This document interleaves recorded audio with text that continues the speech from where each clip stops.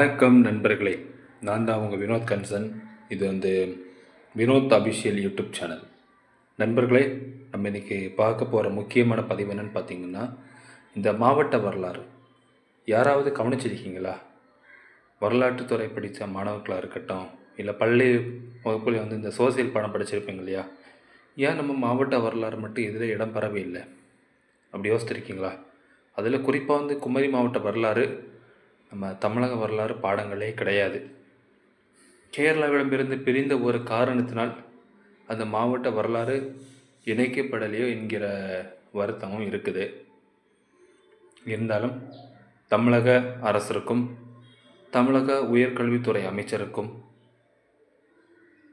UGC பல்கலைக்கழக மானியக் குழுவுக்கும் மத்திய கல்வி அமைச்சருக்கும் எனது சார்பாக இந்த கோரிக்கை முன்வைக்க விரும்புகிறேன். அதாவது குமரி மாவட்ட வரலாறு கேரளாவிடம் இருந்து பிரிந்திருக்கிறது தான். ஆனால் குமரி மாவட்ட வரலாறை தமிழக வரலாறு பாடங்களுடன் இணைக்க வேண்டும். அது மட்டுமின்றி அனைத்து மாவட்ட வரலாறையும் அவர்களவர் மாவட்ட வரலாறு பாடமாக்க கட்டாயமாக்கப்பட வேண்டும். உதாரணமாக தஞ்சாவூர் என்றால் தஞ்சை பெருமை பற்றி அந்த மாவட்டத்தில் படிக்கக்கூடிய மாணவர்களுக்கு கண்டிப்பாக அதை கற்றுக் கொடுக்கணும். ஏன்னா தனது மாவட்ட வரலாறை பற்றி தெரியாமல் இப்போ நிறைய மக்கள் இருக்காங்க.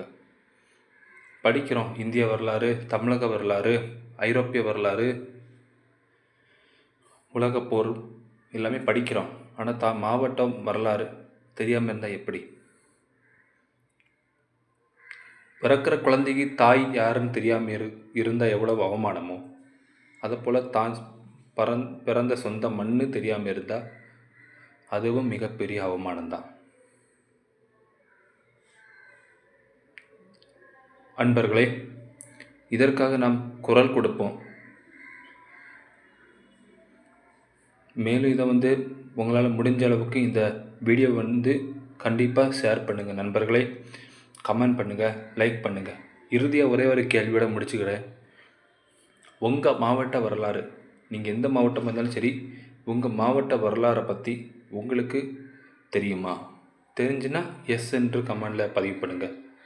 நன்றி உறவுகளை. அடுத்த வீடியோ சந்திப்போம்.